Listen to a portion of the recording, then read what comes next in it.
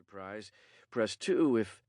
Heat jabbed her phone's pound button to shortcut directly to the leaving a message part, then waited what felt like an eternity for the beep to finish. Yet when it was through, signaling that she could begin talking, she realized she didn't even know what she wanted to say. Her mind had been racing too quickly to formulate anything coherent. "Hey, it's me," she said, her voice sounding unusually tremulous and uncertain. "Look, it's really important. You have to call me as soon as you get this, okay? Like, immediately." Heat let that linger for a second. It wasn't good enough. She had to impress upon him the danger he was in. "If you don't get me for some reason, go directly to the police station in whatever city you're in.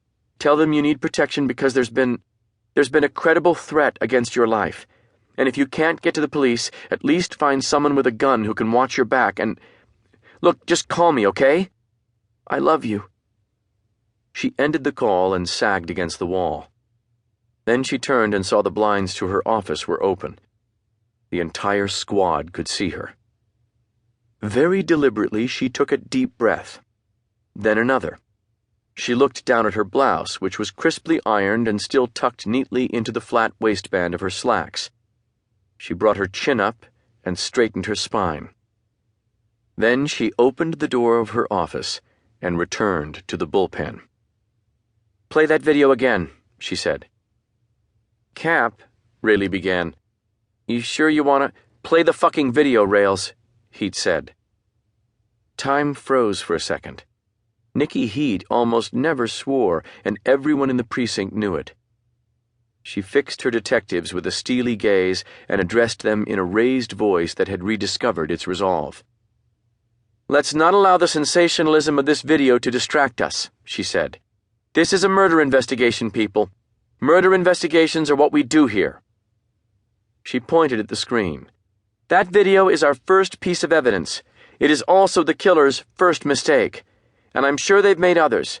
I don't care about untraceable IP addresses. That video is laying down all the breadcrumbs we need. We're going to follow the trail straight to those scumbags, and then we're going to put them away, because that's what we do to bad guys here in the 2-0. "Hell yeah," Feller hooted. "We'll get him, Cap," Reimer said. Roach and Aguinaldo were nodding approvingly. The video had knocked Heat off balance, but not for long. She had her legs back underneath her and her team assembled around her, and it was a group of detectives who were as good as any in the NYPD. Those ISIS lunatics thought they were going to get Nikki Heat's husband. Not if she got them first. They watched the video again, this time with what Heat liked to call beginner's eyes. It was a way of thinking as much as it was a way of looking at evidence. Heat had long ago observed that veteran detectives often became jaded. Thinking they had seen it all before, they trusted in their experience to solve the crime and overlooked some of the small details that a nervous beginner, who made sure to take in everything, did not. Heat put on her best beginner's eyes. She noticed the body language of the victim who hadn't begged for her life. Too proud.